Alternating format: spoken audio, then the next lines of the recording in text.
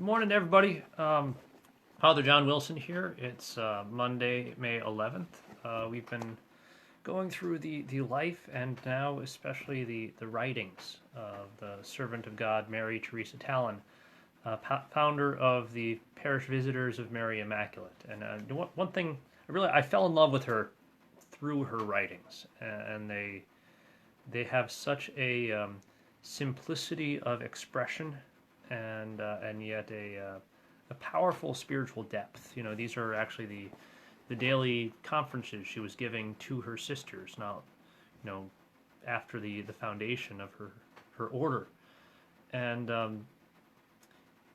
if there's one phrase that I think sums up so much of what she's about and her insight into the spiritual life, it's simply when she tells her sisters, make much of God. Make much of God. And this is the key to an entire life of prayer.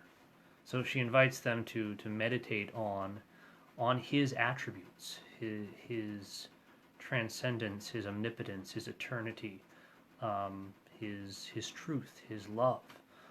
And recognizing how we can never get an adequate mental image of the love of God because he is so infinitely better than anything we experience on this earth. Like it's the difference between the light of a candle and the light of the sun.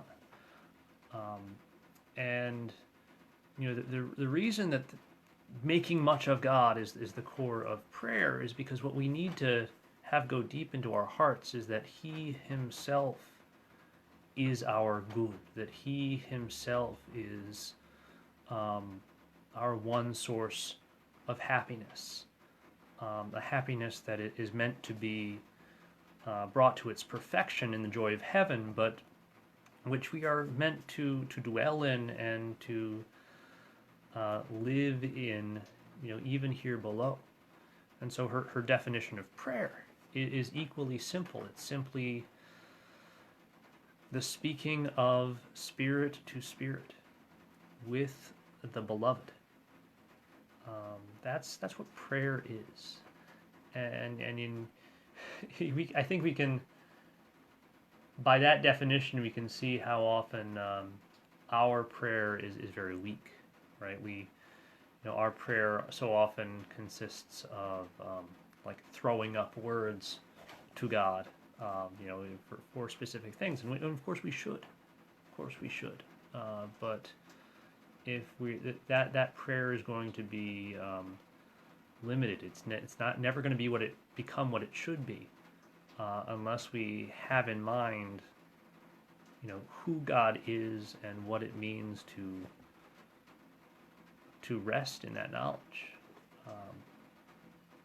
And I think from her definition of prayer, and she does this, you can actually, go out and explain the whole Christian life. We should be, if God is so great, we should be first of all amazed and grateful that he would have desired to give us a share in his happiness, to invite us into that heart-to-heart union. The greatness of God is the explanation for the sacrifice of Jesus on the cross, and in fact that sacrifice made present at the Mass, because if God is so great, then the love of God is the only thing worthy of his greatness. So and so of course he would then send his Son, his eternal Son, into our human nature to make us capable of entering into that conversation of heart to heart.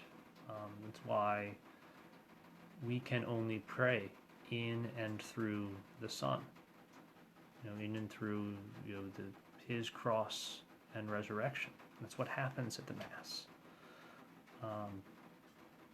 The greatness of God is why the heart of our worship is ultimately just a life of faith, hope, and charity.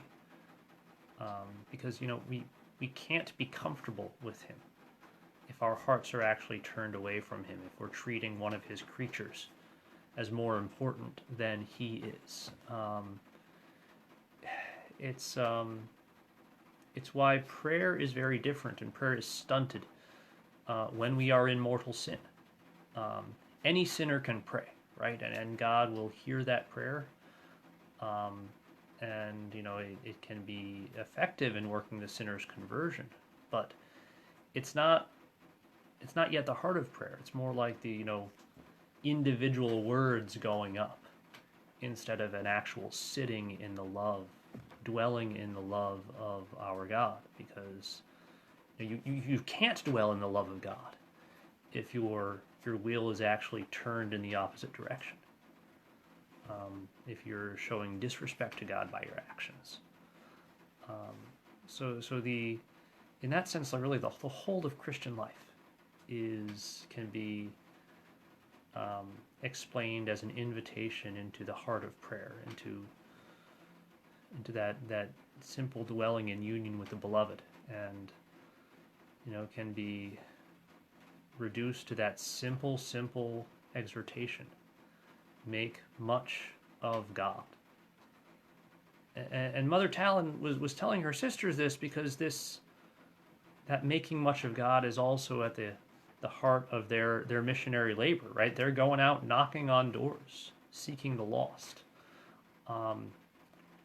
And she invites them to keep the spirit of contemplation even when they're out on the street, and to recognize that they're able to do that because all of creation proclaims the goodness of God, right? And especially the poor and the rejected, bear His image.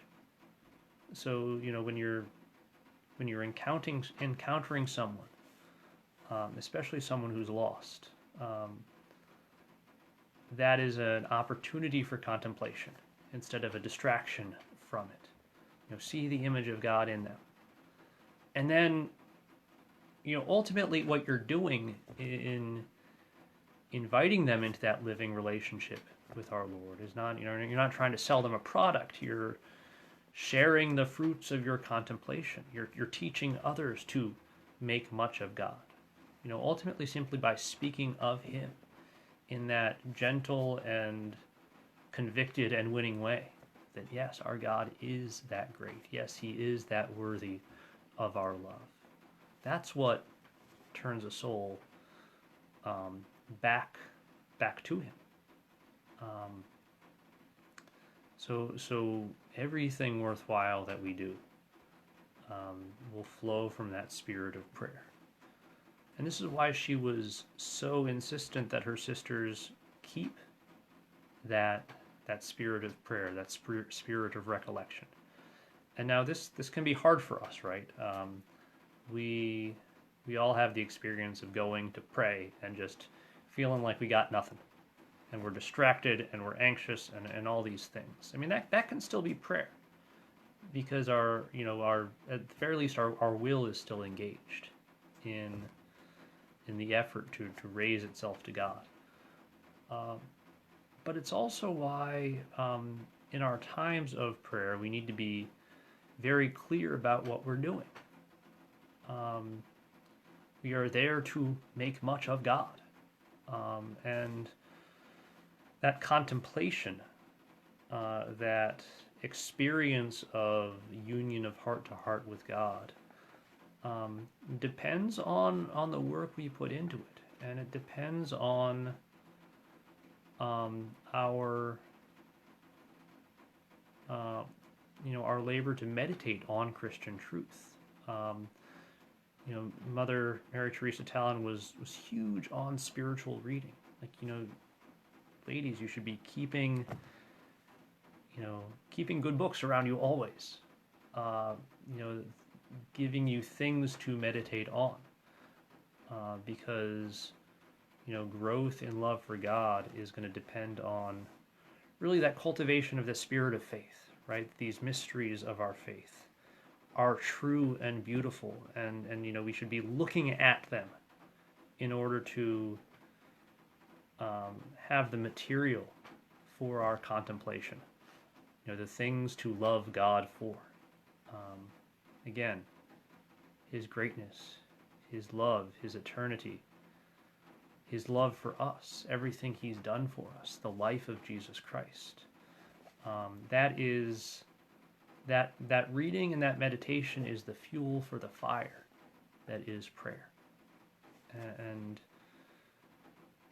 it takes work. It takes a life devoted to his love. It takes that constant desire to be in his presence.